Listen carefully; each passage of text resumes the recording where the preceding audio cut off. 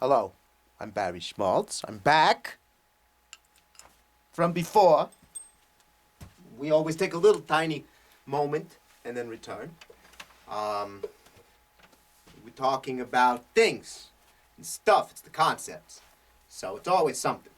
I think it's symbology and restrictions and language and reality creation and putting thoughts together that are very, very, very important for all of us. If we're going to be manifesting in the world, in the new age, the new paradigm, as they say sometimes, huh? I like that stuff. That's very, very inspirational. Anyway, our limits are functions of the tools that we have been given. And one of the big tools we have is language. What is wrong with it? Language is very structured. You have the idea of a tense, first of all, past tense, future tense. It's like it breaks your thing into segments. Then you have words, which are just sounds that represent ideas.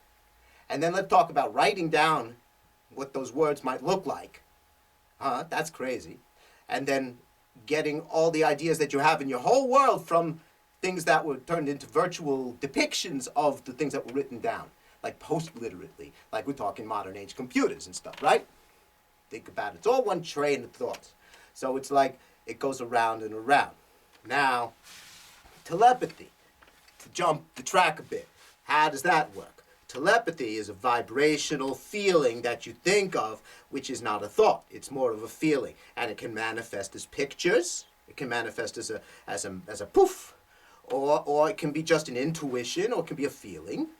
Or any number of possible outcomes and possibilities. So animals that we love, like horses maybe, or cats certainly, and I would say dogs, I don't have any personal experience with them, so I cannot comment on them personally, but I have seen some very super unbelievably intelligent dogs with other people working who can speak languages you think you're joking, it's unbelievable. So I have deep respect for them too, but no personal experience. I only speak for what I know, Barry Schmaltz. The reality of my experience is just the experience of my reality, as you might have heard somewhere else. That's a great quote. I love that. I'm going to use that again and again.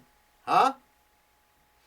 All right. So, you got your language symbolic framework, which is a limitation. The animals there who we call so derisively animals, like we're not. They're mammals. We're all mammals. We're warm-blooded. We have live young. We have a certain hormonal impersonality, and we feel ways about stuff in common, like love.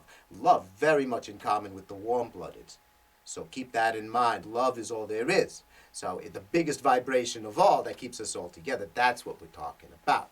But the limitations of language prevent us from the fullness of the expression of the feelings we really feel.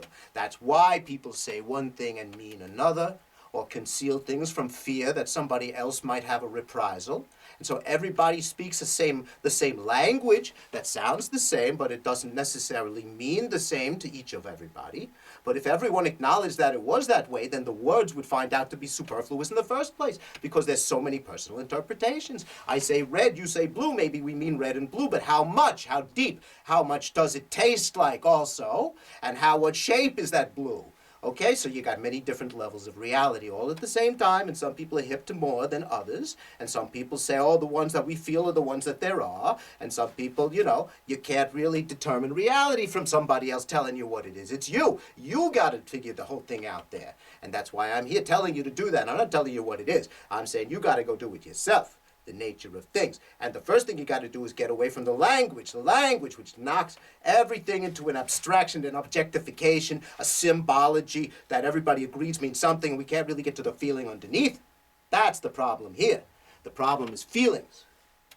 Hats off to feelings. The problem is not feelings. The problem is not getting to the feelings. The problem is all the muddiness that comes along the way with the feelings. But the feeling that you're searching for, the one you want, is love. Love from within. The one that brings us all together, be it through music or song or laughter. You're telling a joke, you're waving a thing around, everybody says, hey, that guy's great. That's fine, we love it. But it's not the thing we say it is. It's the thing it is. It is what it is, as they say. And even if they didn't say it, it would be that way. If it rhymes, it's on time. So, and when I say it's on time, I mean you are what time it is, so it's happening. It's hip and happening. Barry Schmaltz. All right, I hope that cleared things up about the frustrations we have about language and the symbology that is thrust upon us. Some kind of third-party intervention makes us find it very hard to express ourselves eloquent and appropriately because of the way our brains have been wired up from birth.